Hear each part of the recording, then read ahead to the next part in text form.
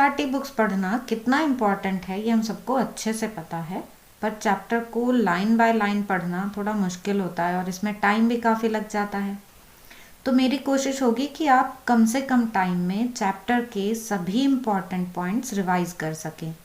आपको hand written notes भी मिलेंगे जिसमें एनसीईआरटी के सभी इम्पॉर्टेंट पॉइंट्स ये सब मिलेंगे। यहाँ आपको डेरिवेशंस नहीं मिलेंगे। डेरिवेशंस और एग्जाम्पल में जो भी इम्पॉर्टेंट पॉइंट्स यूज़ हुए होंगे वो ज़रूर आपको इन नोट्स में मिल जाएंगे। In the end of videos आपको 20 MCQs मिलेंगे जो बेस्ड होंगे on the topic covered in this video. आपको पता ही होगा कि एग्ज़ाम्स में ऑब्जेक्टिव क्वेश्चंस का वेटेज बढ़ गया है, तो इसलिए ये MCQs आपको ज़रूर हेल्प करेंगे।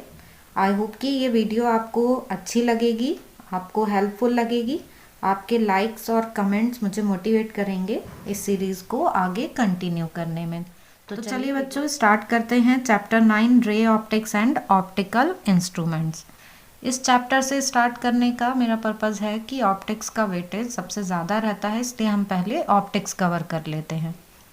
मैं आपको हर एक पैराग्राफ थोड़ा थोड़ा एक्सप्लेन करते जाऊंगी और फिर उसके बाद हम लास्ट में एक बार ये सारे नोट्स में जो पॉइंट्स लिखे हुए हैं इनको देख लेंगे। इसमें कुछ एक्स्ट्रा पॉइंट्स भी लिखे हुए हैं जो यहाँ पर मेंशन नहीं है एनसीईआरटी में, पर आपको उनसे काफ़ी हेल्प मिलेगी, इसलिए वो भी इसमें ऐड कर दिए हैं।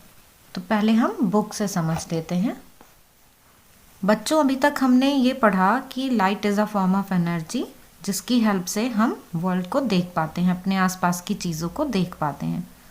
अब हमने चैप्टर 7 में पढ़ा था इलेक्ट्रोमैग्नेटिक वेव्स के बारे में। तो बच्चों जिन वेव्स की वेवलेंथ 400 नैनोमीटर से लेकर 750 नैनोमीटर तक होती है उनको लाइट बोला जाता है। इलेक्ट्रोमैग्नेटिक रेडिएशन जो इस वेवलेंथ में आता है वो लाइट है। ठीक है, means light is an electromagnetic wave. अब लाइट के बारे में और हमें ये पता है कि लाइट स्ट्रेट लाइन में चलती है, इसकी स्पीड बहुत ज़्यादा होती है। अभी तक हमें कुछ भी ऐसा नहीं पता है जिसकी स्पीड लाइट की स्पीड से ज़्यादा हो, पर speed of light is finite and measurable. ये फिक्स है इसकी वैल्यू और इसको मेज़र किया जा सकता है। अभी जो प्रेजेंटली एक्सेप्टेड वैल्यू है लाइट की वो है 3 × 10⁸ मीटर पर सेकेंड और इसको C से रिप्रेजेंट करते हैं। वैक्यूम में स्पीड ऑफ लाइट सबसे ज़्यादा होती है और जब लाइट किसी दूसरे मीडियम में आती है तो उसकी स्पीड डिक्रीज होने लगती है। हमने पढ़ा कि लाइट स्ट्रेट लाइन में ट्रैवल करती है, लेकिन जब हम नेक्स्ट चैप्टर में जाएंगे तो वहाँ पर ये सही नहीं रहेगा। यहाँ एक कॉन्ट्राडिक्शन आ जाएगा कि हमने रे ऑप्टिक्स में पढ़ा कि लाइट स्ट्रेट लाइन में ट्रैवल करती है, पर वेव ऑप्टिक्स में हम पढ़ेंगे कि वो बैंड भी हो जाती है। तो इसको हम ऐसे समझेंगे कि light for large dimensions means अगर किसी कार्डबोर्ड में थोड़ा बड़े साइज में होल कर दें और उससे लाइट पास हो तो वो स्ट्रेट लाइन में ट्रैवल करेगी। ऐसा होता है बच्चों कि बड़े डायमेंशंस के लिए लाइट का बिहेवियर स्ट्रेट लाइन होता है, लेकिन जब बात आती है बहुत स्मॉल डायमेंशंस की, comparable to the wavelength of light, मतलब अगर जो होल है वो बहुत ही ज़्यादा फाइन हो, बहुत ज़्यादा छोटा होल हो, उसकी डायमेंशन ऐसी हो जैसे 10⁻⁶7 मीटर की, इस तरह की डायमेंशन हो, इस ऑर्डर का हो, तो लाइट बैंड हो जाती है, मतलब अब वो वेव्स की तरह बिहेव करने लगती है। तो लाइट रे की फॉर्म में बड़े डायमेंशंस के लिए और वेव की फॉर्म में छोटे डायमेंशंस के लिए ऐसे बिहेव करती है। लाइट एक पॉइंट से दूसरे पॉइंट तक जा रही है, इन दोनों पॉइंट्स को ज्वाइन करने वाली लाइन को हम बोलते हैं ray of the light. Means path जो है वो क्या है, रे की फॉर्म में होता है लाइट का। और बहुत सारी रेज जो हैं, बंडल ऑफ सच रेज, उनको बोला जाता है बीम ऑफ लाइट। अब ये पैराग्राफ देख लेते हैं, पार्टिकल मॉडल ऑफ लाइट। बच्चों जब भी न्यूटन का नाम आता है तो हमारे माइंड में सबसे पहले ग्रेविटेशन, मैकेनिक्स, मैथमेटिक्स में कैलकुलस, ये सब आने लगता है, लेकिन उनका जो कंट्रीब्यूशन ऑप्टिक्स में है वो थोड़ा इग्नोर हो जाता है, उसके बारे में हमें ज़्यादा पता नहीं होता है। तो यहाँ हम वही देखेंगे कि न्यूटन ने डेवलप किया था कॉर्पस्कुलर मॉडल को, जो कि प्रपोज किया था डेस्कार्टे ने। इसके अकॉर्डिंग उन्होंने बोला कि जो लाइट है उसमें बहुत छोटे पार्टिकल्स होते हैं जिनको कॉर्पस्कल्स बोला जाता है, और ये जो पार्टिकल्स होते हैं ये मासलेस होते हैं और इलास्टिक होते हैं नेचर में। इसको उन्होंने अपने बिल्कुल मैकेनिक्स मॉडल के साथ समझाने की कोशिश की थी कि जैसे किसी सरफेस पर जब कोई बॉल हिट करती है तो वो रिबाउंड होती है, बिल्कुल ऐसे ही लाइट का बिहेवियर भी होता है कि लाइट जब किसी स्मूथ सरफेस पर पड़ती है तो वो उसी तरीके से रिबाउंड हो जाती है, इसको रिफ्लेक्शन बोलते हैं, और जब वो दूसरे मीडियम में चली जाती है तो इसको रिफ्रैक्शन बोला जाता है।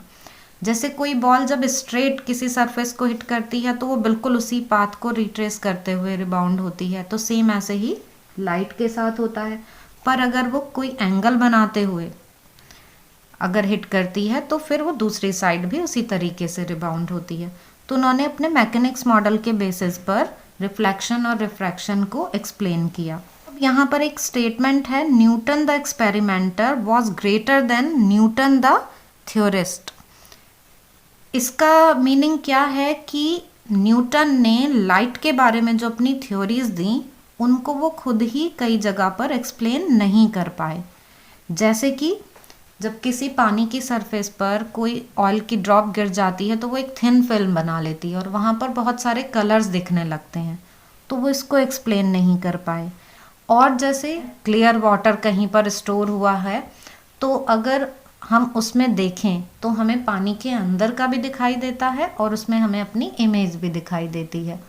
मीन्स वहाँ पर रिफ्लेक्शन और रिफ्रैक्शन दोनों सेम टाइम पर हो रहे होते हैं। तो न्यूटन ने इसको इस तरीके से एक्सप्लेन किया कि जो कॉर्पस्कल्स होते हैं उनमें कुछ तो ऐसा होता है कि वाटर की सरफेस से रिफ्लेक्ट हो जाते हैं, मीन्स एक तरीके से उन्होंने बोला कि रिपेल कर जाते हैं, और कुछ रिफ्रैक्ट हो जाते हैं, मीन्स सरफेस से अट्रैक्ट हो जाते हैं। लेकिन ये चीज़ वो एक्सप्लेन नहीं कर पाए कि उन्होंने बिगनिंग में बोला था कि ये सारे कॉर्पस्कल्स जो होते हैं वो आइडेंटिकल होते हैं। तो अब जब वो आइडेंटिकल हैं तो ये कैसे डिसाइड होगा कि कौन से रिफ्रैक्शन के लिए रिस्पॉन्सिबल है और कौन से रिफ्लेक्शन के लिए रिस्पॉन्सिबल है। लेकिन हाँ, इस दुविधा से बाहर निकाला लाइट की वेव पिक्चर ने कि जब कोई इनकमिंग वेव दो वेव्स में डिवाइड हो जाती है तो वो दोनों वेव्स एक दूसरे से अलग हो सकती हैं, मीन्स एक वीकर वेव हो सकती है और एक कंपैरेटिवली स्ट्रांग हो सकती है, तो दोनों का बिहेवियर चेंज हो जाता है। इसलिए रिफ्लेक्शन और रिफ्रैक्शन सेम टाइम पर हो सकते हैं। तो बच्चों ये है इस बॉक्स की समरी, एक तरीके से आपको अच्छे से समझ में आ गई होगी। अब हम देख लेते हैं reflection of light by spherical mirror. बच्चों अब ये जो आगे की हेडिंग्स हैं जैसे reflection of light by spherical mirror, sign convention, focal length of spherical mirror और आगे भी जो हेडिंग्स हैं उनको हम नोट्स की हेल्प से समझ लेते हैं जो स्ट्रिक्टली फॉलो करेंगी एनसीईआरटी को ही। तो बच्चों चलिए अब देख लेते हैं हम चैप्टर के सभी important points which are strictly based on NCERT. तो स्टार्टिंग के हमने ये पॉइंट्स जो हैं ये अभी देख लिए हमने बुक से ही, तो अब इनको दोबारा से हम जल्दी से देख लेते हैं और फिर आगे बढ़ते हैं कि जो लाइट है उसको टू पार्ट्स में डिवाइड किया जाता है, ज्योमेट्रिक और रे ऑप्टिक्स या फिर वेव ऑप्टिक्स, ये टू पार्ट्स हैं। तो रे ऑप्टिक्स जहाँ पर हम लार्ज डायमेंशन के बेसिस पर पढ़ते हैं लाइट को, वेव ऑप्टिक्स जहाँ पर ऐसी स्मॉल डायमेंशंस होती हैं जो कि लाइट की वेवलेंथ से कंपेरेबल हों। लाइट क्या है? इलेक्ट्रोमैग्नेटिक रेडिएशन है जिसकी वेवलेंथ 400 नैनोमीटर से 750 नैनोमीटर की रेंज में होती है। स्पीड ऑफ लाइट फाइनाइट है और मेजरेबल है। In vacuum speed of light होती है 3 × 10⁸ मीटर पर सेकेंड। स्पीड ऑफ लाइट को हम इस रिलेशन से कैलकुलेट कर सकते हैं, c = 1/√μ0 ε0। μ0 आपने मैग्नेटिज्म यूनिट में पढ़ा होगा, μ0 is permeability of the free space, और ये हम इलेक्ट्रोस्टैटिक यूनिट में पढ़ते हैं, ε0 is permittivity of free space. अब हम पढ़ेंगे रिफ्लेक्शन ऑफ लाइट।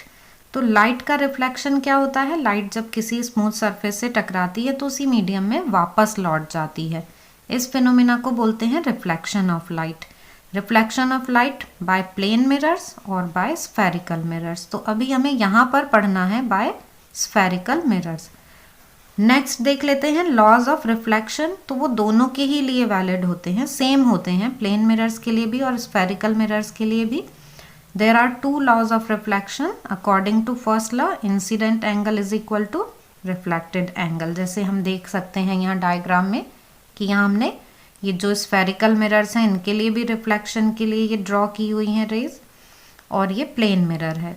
तो I is equal to R, I is equal to R, ये फर्स्ट लॉ हम देख रहे हैं। सेकेंड लॉ में incident ray, reflected ray and normal, ये तीनों एक ही प्लेन में लाई करते हैं। इसका मीनिंग क्या है कि अगर किसी सरफेस पर लाइट इस तरीके से इंसिडेंट हो रही है तो फिर वो उसी प्लेन में ऐसे रिफ्लेक्ट होगी। ऐसा नहीं है कि लाइट इधर रिफ्लेक्ट हुई फिर ऐसे आ जाए, किसी और डायरेक्शन में ऐसे चले जाए, वो उस प्लेन पर ही रहेगी। ये यहाँ सभी केसेस के लिए ट्रू हैं ये लॉज। अब नेक्स्ट देखते हैं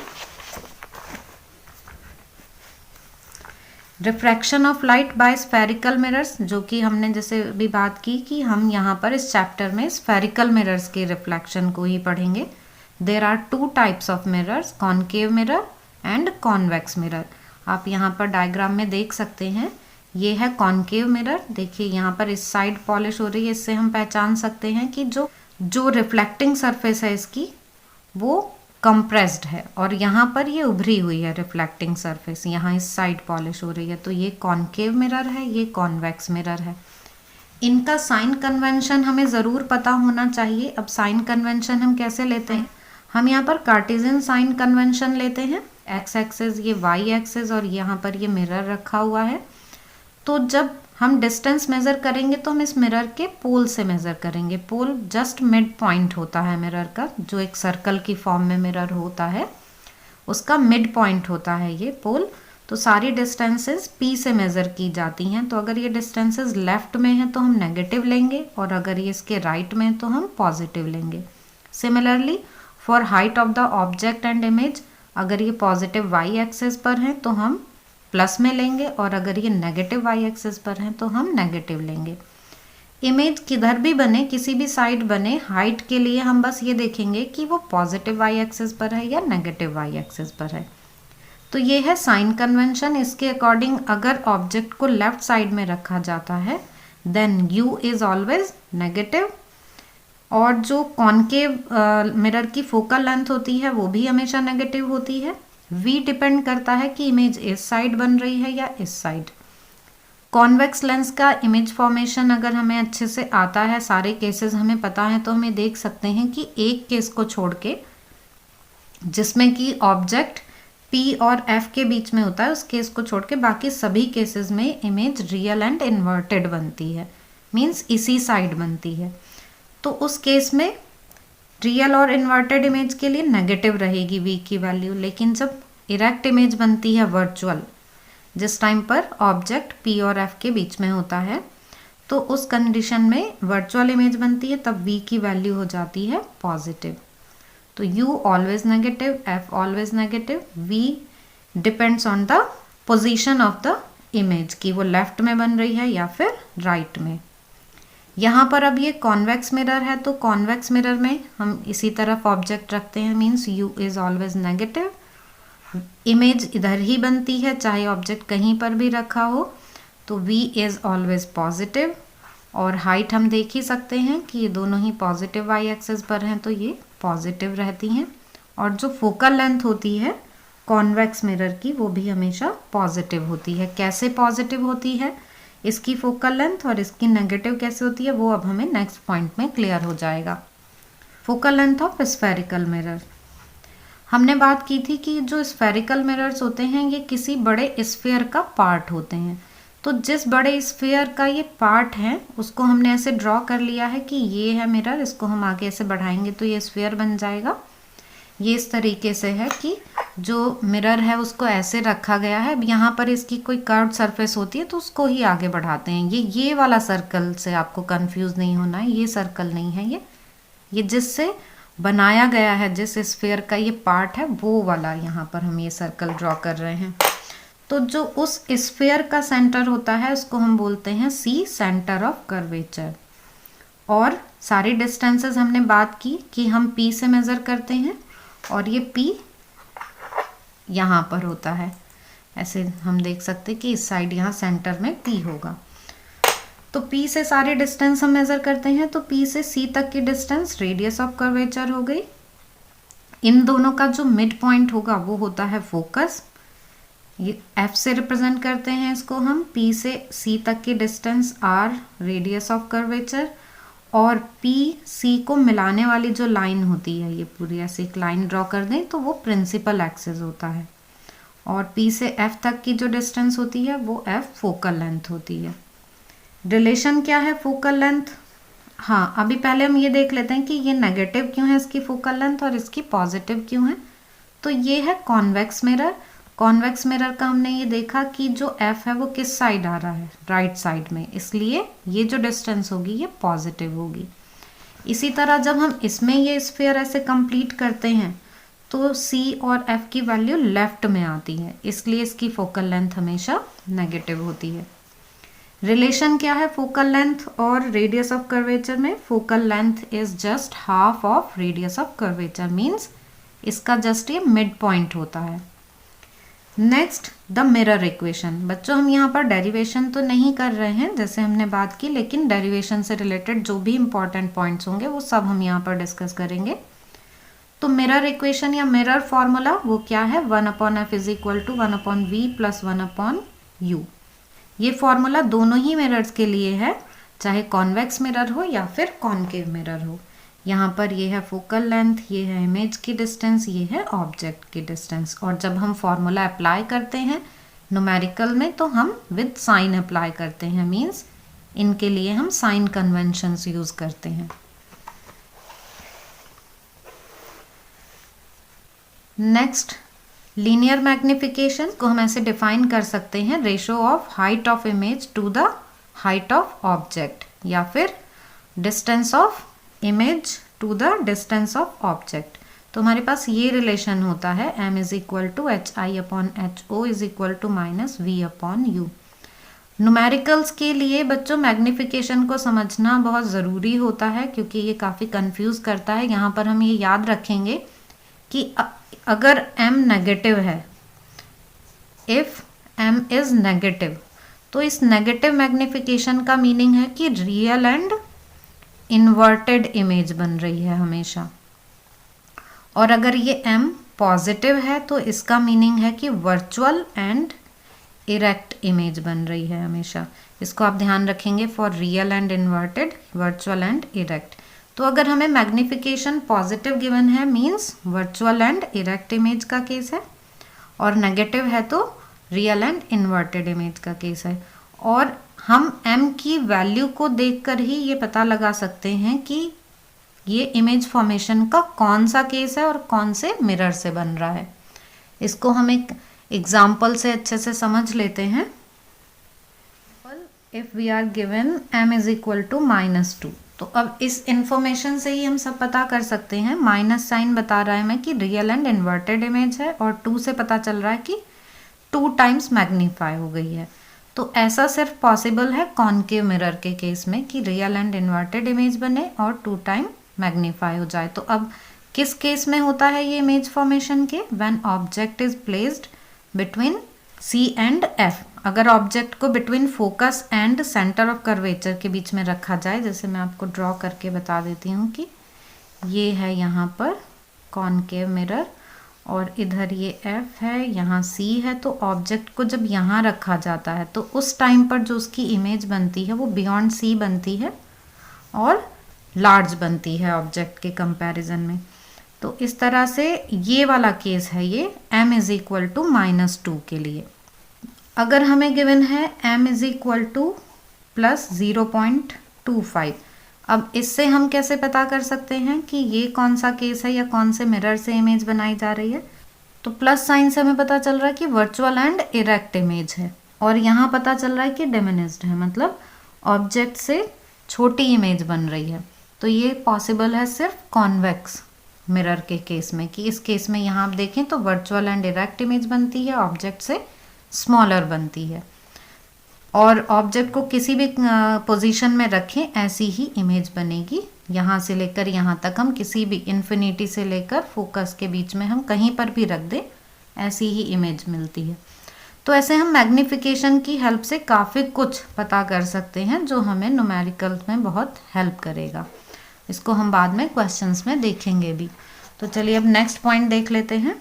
अब नेक्स्ट पॉइंट में यहाँ पर है बच्चों कि अगर किसी मिरर का लोअर हाफ कवर कर दिया जाए किसी ओपेक मटेरियल से तो उसकी इमेज पर क्या इफेक्ट पड़ेगा। तो जो इमेज है वो अभी भी हमें कंप्लीट इमेज दिखेगी, मतलब ऐसा नहीं है कि अगर हम मिरर को हाफ कवर कर दें तो इमेज भी हाफ दिखे। इमेज उसी तरीके से होल ऑब्जेक्ट की दिखाई देगी, लेकिन अब लाइट कम एरिया पर पड़ रही है इसलिए इंटेंसिटी जो है इमेज की वो रिड्यूस हो जाएगी। ठीक है, तो इंटेंसिटी लो हो जाएगी लेकिन साइज इमेज का वही रहेगा जो ऑब्जेक्ट का है। अब देखते हैं नेक्स्ट पॉइंट। ये भी बहुत इंपॉर्टेंट पॉइंट है बच्चों। कोई ऑब्जेक्ट कांस्टेंट स्पीड से कॉन्वेक्स मिरर की तरफ आ रहा है, मींस इन्फिनिटी से जो मिरर है उसके फोकस की तरफ मूव कर रहा है। तो जैसे जैसे ऑब्जेक्ट मिरर के पास आता जाएगा वैसे वैसे उसकी स्पीड बढ़ती हुई लगेगी। मींस मिरर के पास जैसे जैसे ऑब्जेक्ट आएगा वैसे वैसे उसकी स्पीड बढ़ती चली जाएगी, इमेज की स्पीड बढ़ती चली जाएगी। बच्चों जैसे व्हीकल में साइड मिरर्स होते हैं तो उसमें हमें पीछे आने वाली गाड़ियां जो हैं वो दिखती हैं, तो जैसे जैसे वो पास आती जाती हैं वैसे वैसे उनकी स्पीड बढ़ती हुई लगती जाती है।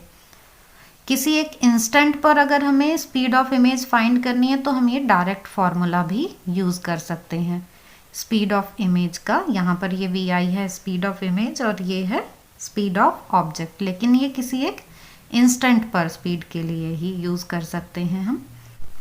तो बच्चों ये तो था रिफ्लेक्शन और उस पर बेस्ड कुछ इंपॉर्टेंट पॉइंट्स। अब देख लेते हैं refraction of light. What is refraction? Bending of light when it passes from one medium to another.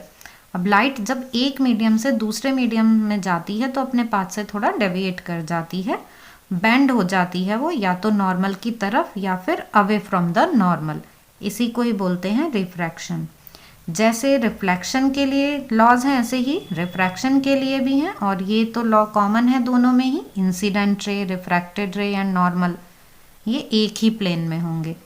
Second law जो है इसको हम स्नेल्स लॉ बोलते हैं। इसको हम देख लेते हैं कि जब लाइट एक मीडियम से दूसरे मीडियम में जा रही है तो सपोज यहाँ पर है ये एक मीडियम, ये है दूसरा मीडियम, सपोज ये है denser medium. Rare denser medium आपको पता ही होगा, ऑप्टिकली डेंस मीडियम यहाँ हमें लेना होता है। तो कोई रे अगर इस तरीके से जा रही है, यहाँ पर हम ये नॉर्मल ड्रॉ कर लें तो ये डेंसर मीडियम है इसलिए वो इस पाथ पे ना जाके थोड़ा नॉर्मल की तरफ बेंड हो जाएगी। इस एंगल को हम बोलते हैं आई, ये एंगल है आर। तो इस कंडीशन में sine i upon sine r is equal to होता है कांस्टेंट, और ये होता है रिफ्रैक्टिव इंडेक्स ऑफ मीडियम 2। और इसको हम इस तरीके से लिख सकते हैं, ठीक है, ऐसे लिख सकते हैं हम, और इसको हम ऐसे भी लिख सकते हैं। तो ये डिफाइन करता है रेशो रिफ्रैक्टिव इंडेक्स को।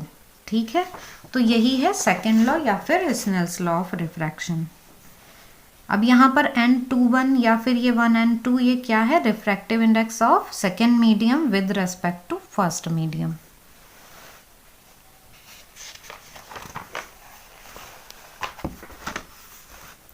रिफ्रैक्टिव इंडेक्स को हम इस तरीके से डिफाइन कर सकते हैं, refractive index n is equal to c upon v। तो speed of light in free space और इन वैक्यूम, और यहाँ है ये speed of light in any medium. तो इन दोनों स्पीड का जो रेशो है वही क्या होता है? Refractive index. If medium 2 is denser, मतलब लाइट अगर रेयरर से डेंसर मीडियम में जा रही है तो जो रिफ्रैक्टेड रे है वो नॉर्मल की तरफ बेंड हो जाती है। डेंसर मीडियम में जाने पर बच्चों जो स्पीड है वो डिक्रीज हो जाती है, लाइट की स्पीड कम हो जाती है और वो नॉर्मल की तरफ बेंड कर जाती है। सिमिलरली अगर मीडियम 2 रेयरर है तो वो दूर हट जाएगी। अभी हमने यहाँ पर ये ड्रॉ नहीं किया हुआ है, पर इसको हम ऐसे बना सकते हैं कि ये जो रे है ऐसे सीधे जाने की बजाय नॉर्मल से थोड़ा दूर शिफ्ट हो जाएगी। उस केस में क्या होगा? जो रिफ्रैक्टिव इंडेक्स है सेकेंड मीडियम का वो 1 से लेस होगा। और अगर सेकेंड मीडियम डेंसर है इसका मतलब क्या है? जो रिफ्रैक्टिव इंडेक्स है वो 1 से ज़्यादा होगा। मतलब जैसे जैसे डेंसिटी बढ़ती जाती है मीडियम की वैसे वैसे रिफ्रैक्टिव इंडेक्स भी बढ़ता जाता है। तो यहाँ हमें मास डेंसिटी और ऑप्टिकल डेंसिटी में कंफ्यूज नहीं होना है, दोनों डिफरेंट होती हैं। ऐसा ज़रूरी नहीं है कि जिसकी मास डेंसिटी ज़्यादा हो उसकी ऑप्टिकल डेंसिटी भी ज़्यादा हो। फॉर एग्जांपल वाटर और टर्पेंटाइन का जो एक कंपैरिजन है, तो जो मास डेंसिटी है वो टर्पेंटाइन की कम होती है लेकिन ऑप्टिकल डेंसिटी ज़्यादा होती है। तो हम ये ध्यान रखेंगे कि जो ऑप्टिकली डेंस है वो ज़रूरी नहीं है कि उसकी मास डेंसिटी भी ज़्यादा हो। तो अब नेक्स्ट पॉइंट देख लेते हैं। फॉर टू मीडियम्स, लाइट जब एक मीडियम से दूसरे मीडियम में जा रही है तो इस तरीके से ये अगर डेंसर मीडियम है तो ये बेंड हो गई टुवर्ड्स नॉर्मल। यहाँ पर एक प्लेन मिरर है जिस पर ये लाइट परपेंडिकुलरली इंसिडेंट हो रही है, तो क्या होगा, ये अपने पाथ को रिट्रेस करेगी, मतलब बिल्कुल उसी पाथ पर ये वापस चली जाएगी जिस पाथ से ये आई थी। तो जो ये रिलेशन है इसको ही हम बोलते हैं प्रिंसिपल ऑफ रिवर्सिबिलिटी। तो इसको हम इस तरीके से लिख सकते हैं कि refractive index of medium 1 with respect to medium 2 is reciprocal of refractive index of medium 2 with respect to medium 1, या इन दोनों का प्रोडक्ट जो है वो क्या आ जाएगा, 1। तो ये है दो मीडियम के लिए प्रिंसिपल ऑफ रिवर्सिबिलिटी। अब ऐसे ही यहाँ पर हम 3 मीडियम्स के लिए भी लिख सकते हैं कि लाइट फर्स्ट मीडियम से सेकंड में, सेकंड से थर्ड में जा रही है और फिर वापस पहले वाले मीडियम से इमर्ज हो जाती है, बाहर निकल आती है। तो ये रिलेशन हम इस तरीके से लिख सकते हैं कि इनका मल्टीप्लिकेशन जो है ये 1 आ जाएगा। और ये 1 कैसे आता है वो आप यहाँ पर देख सकते हैं कि n1 2 n2 3 और n3 1 को हमने ऐसे लिख दिया तो सब ये कैंसिल हो जाते हैं और 1 आ जाता है। अब देखते हैं बच्चों लेटरल शिफ्ट। लेटरल शिफ्ट को हम यहाँ पर इस फिगर से समझ लेते हैं। ये है ग्लास स्लैब और ये है बाहर का मीडियम एयर। तो जब light air to glass travel करती है तो ये बेंड हो जाती है टुवर्ड्स नॉर्मल। यहाँ हमने इनको लिख लिया I1 R1। उसके बाद फिर ये यहाँ से बाहर वापस एयर में आ जाती है तो ये नॉर्मल से थोड़ा दूर हट जाती है। इनको हमने लिख लिया I2 R2 इस तरीके से। अब अगर ये जो इंसिडेंट रे है ज़रा भी डेविएट ना हो तो विदाउट डेविएशन ये इस पाथ पर जाएगी, और जो इसका एक्चुअल पाथ है रिफ्रैक्शन के बाद वो ये है। तो ये जो दोनों होती हैं लाइन ये एक दूसरे के पैरेलल होती हैं, दोनों पाथ एक दूसरे के पैरेलल होते हैं और इनके बीच की जो परपेंडिकुलर डिस्टेंस है d, इसी को ही बोलते हैं लेटरल शिफ्ट या फिर लेटरल डिस्प्लेसमेंट। तो बच्चों जब लाइट जिस मीडियम से चली है उसी मीडियम में फिर वापस आ जाती है इस तरीके से रिफ्रैक्शन के बाद, तो एंगल R2 इक्वल होता है एंगल I के। ये है एंगल ऑफ इमर्जेंट। तो ये जो इमर्जेंट एंगल है वो इस इंसिडेंट एंगल के इक्वल होगा। R2 is equal to I1 और ये दोनों लाइन जो हैं ये पैरेलल होंगी। यहाँ लेटरल शिफ्ट को हम डायरेक्ट फॉर्मूला यूज करके भी फाइंड कर सकते हैं। क्या है formula, D is equal to T sine I minus R upon cos R, where T is the thickness of glass slab. इस ग्लास स्लैब की थिकनेस को अगर हम T बोलें तो हम इस फॉर्मूले की हेल्प से लेटरल शिफ्ट मीन्स ये डिस्टेंस फाइंड कर सकते हैं। इस पर बेस्ड कुछ क्वेश्चन भी हम करेंगे। अब देखते हैं next point, relation between real depth and apparent depth.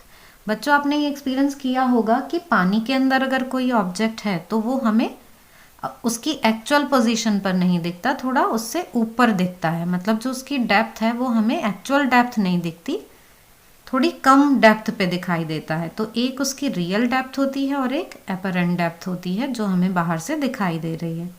अब इन दोनों में क्या रिलेशन होता है, real depth upon apparent depth is equal to the refractive index of the medium. यहाँ हम फिगर से देखें कि लाइट एयर से जा रही है किसी मीडियम में, सपोज ये है वाटर में जा रही है और यहाँ पर ये एक टैंक लिया हुआ है जिसके बॉटम में कोई ऑब्जेक्ट रखा हुआ है। तो जो रे है वो इससे चलेंगी और बाहर ये आई तक पहुँचेंगी तब ये ऑब्जेक्ट दिखाई देगा। तो इसके जस्ट अपोजिट साइड से अगर कोई इसको देख रहा है तो ये रे इस तरीके से चली और ऐसे ये नॉर्मल से दूर हटते हुए चली गई।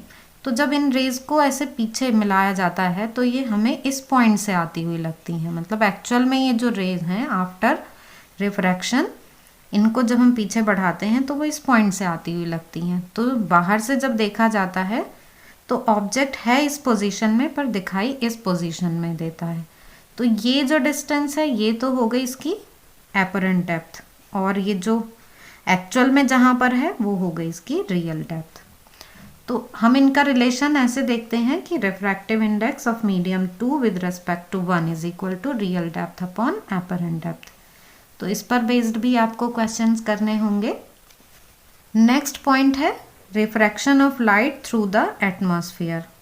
बच्चों इसके कुछ एग्जाम्पल हैं कि ये जो रिफ्रैक्शन होता है लाइट का उसको हम कैसे एक्सपीरियंस करते हैं।